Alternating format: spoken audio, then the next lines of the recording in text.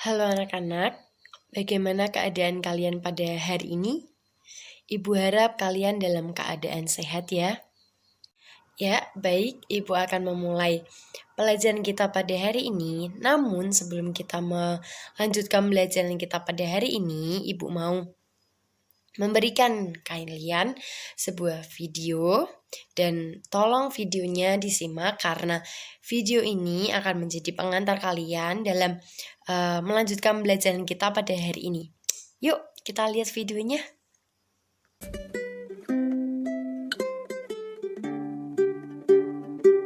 Seperti yang telah kamu ketahui bahwa minyak bumi, batu bara, sinar matahari merupakan sumber energi. Semuanya itu kita pakai untuk kenyamanan dan kesejahteraan hidup kita. Beberapa jenis sumber daya tadi ada yang tidak akan habis, seperti matahari, air, angin, dan panas bumi. Dan juga akan ada sumber daya yang akan habis, misalnya minyak bumi, batu bara, gas alam, dan bahan-bahan tambang. Masih ingat kan gimana caranya mendapatkan minyak bumi?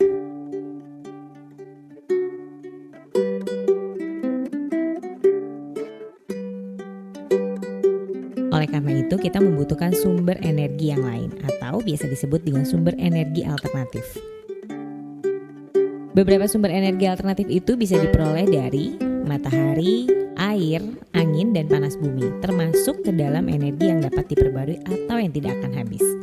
Minyak bumi, gas alam, dan batu bara termasuk ke dalam energi yang tidak dapat diperbarui atau akan habis.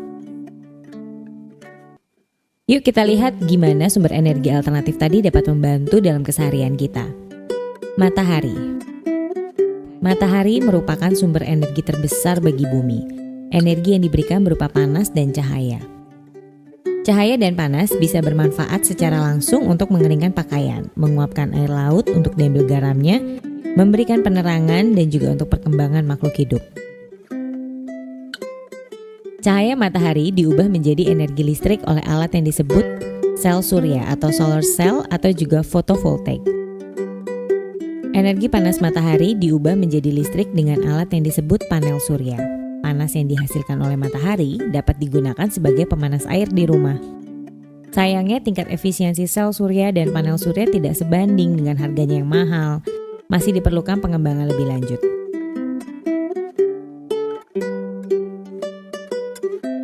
Angin.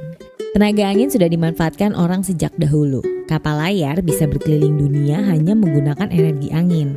Saat ini tenaga angin dimanfaatkan untuk menghasilkan listrik. Sama kan dengan cahaya matahari? Alat yang digunakan disebut dengan aerogenerator. Air. Air yang sehari-hari kita gunakan untuk minum, mandi, masak juga bisa digunakan sebagai sumber energi alternatif. Air juga bisa dijadikan sumber energi listrik, dibantu dengan turbin dan generator. Panas bumi. Panas bumi terbentuk dari lapisan batu yang sangat panas. Hal ini menunjukkan bahwa bumi merupakan sumber energi yang sangat panas. Di beberapa tempat, sumber energi panas ini cukup dekat ke permukaan, sehingga bisa dimanfaatkan.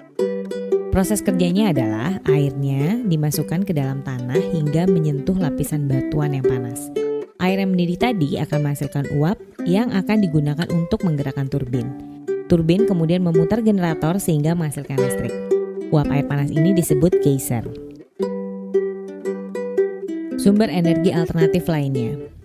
Biodiesel adalah bahan bakar pengganti solar.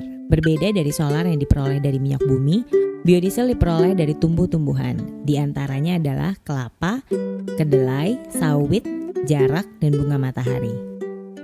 Biogas adalah bahan bakar pengganti gas untuk keperluan rumah tangga. Biogas berperan sebagai pengganti minyak tanah yang didapat dari minyak bumi. Biogas berasal dari kotoran hewan serta limbah pertanian. Nah, gimana peran kita di luar rumah dalam menghemat energi? Kita bisa gunakan kendaraan umum seperti bus, kereta, atau naik mobil bersama-sama seperti mobil jemputan untuk bepergian. Selain menghemat bahan bakar, juga mengurangi polusi udara. Apabila jarak yang ingin kita tempuh dekat, sebaiknya berjalan kaki atau menggunakan sepeda. Selain mengurangi penggunaan bahan bakar, mengurangi polusi udara, tapi juga menyehatkan. Matikan lampu di ruangan kelas atau kamar yang mendapatkan cukup cahaya matahari.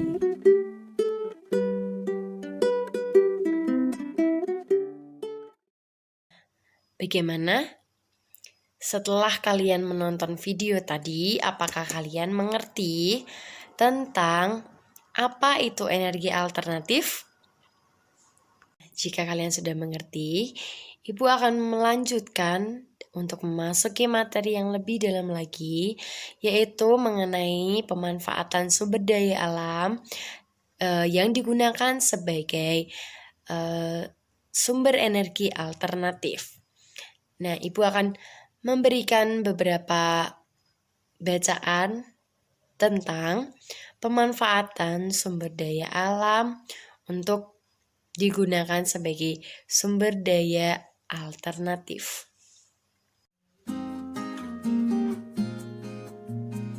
Minyak jarak sebagai sumber energi alternatif.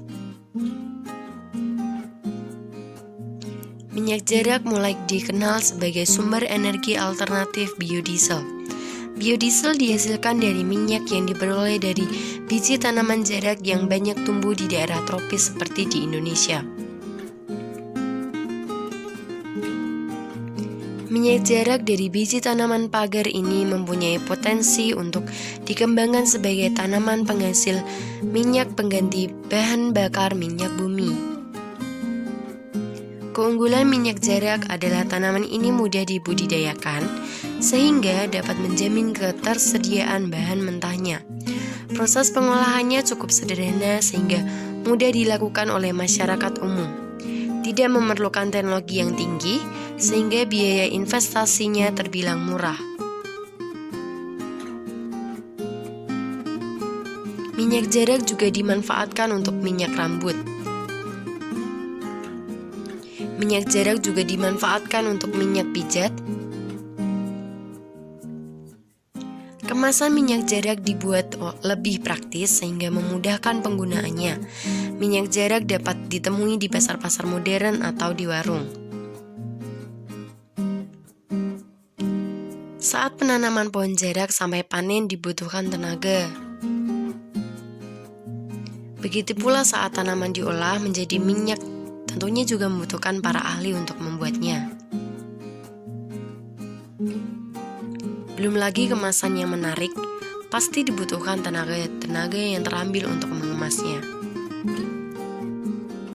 Jika kalian sudah menyimak video tadi dan jika kalian sudah mengerti, Ibu minta kalian untuk menuliskan pendapat kalian tentang pemanfaatan tanaman jarak dan tulisan kalian itu dapat memuat tentang manfaat, kegiatan ekonomi, dan juga dampak pemanfaatan yang berlebihan serta apa solusinya. Dan kalian bisa mengisinya nanti Ibu akan berikan link di bawah ya, nanti kalian bisa mengisi jawaban kalian di situ. Dan nanti Ibu akan lihat apakah sudah benar dan apakah sudah lengkap dari manfaat dan kegiatan ekonomi yang dapat dilakukan serta dampak pemanfaatan yang berlebihan serta solusinya. Itu semuanya harus lengkap ya anak-anak, jadi jangan ada satupun yang terlewatkan. Nanti Ibu akan cek satu-satu jawaban kalian. Jadi kesimpulan pembelajaran kita pada hari ini yaitu dari pemanfaatan sumber daya alam sebagai energi alternatif tadi, yaitu tanaman jarak tadi, itu kalian bisa gunakan untuk minyak rambut dan juga untuk minyak urut. Jadi energi alternatif itu bisa kalian dapatkan atau kalian jumpai di kehidupan sehari-hari kalian. Bagaimana pembelajaran hari ini? Apa saja yang kalian dapatkan? Kalian boleh komen di bawah ini ya. Apa saja yang kalian dapatkan mungkin atau mungkin ada pertanyaan-pertanyaan atau ada beberapa hal yang belum jelas, kalian juga bisa tanyakan di komen di bawah ini. Dan juga jadi misalkan kalian tidak ingin sumber daya yang kalian gunakan itu habis, apa yang kalian lakukan? kalian bisa menghemat energi. Jadi kalian tidak menggunakan energi sesukanya kalian. Kalian harus menghemat energi karena kalian tahu bahwa energi yang kalian gunakan itu tidak selamanya akan terus-menerus seperti itu. Mungkin saja energi yang kalian gunakan itu bisa habis. Nah, jadi kalian harus memanfaatkan energi sebaik-baik mungkin. Nah, mungkin itu saja yang dapat Ibu sampaikan. Jika ada salah kata atau mungkin ada yang belum jelas atau ada yang perlu ditanyakan, kalian boleh komen di bawah ya. Terima kasih. Selamat melanjutkan aktivitas kalian.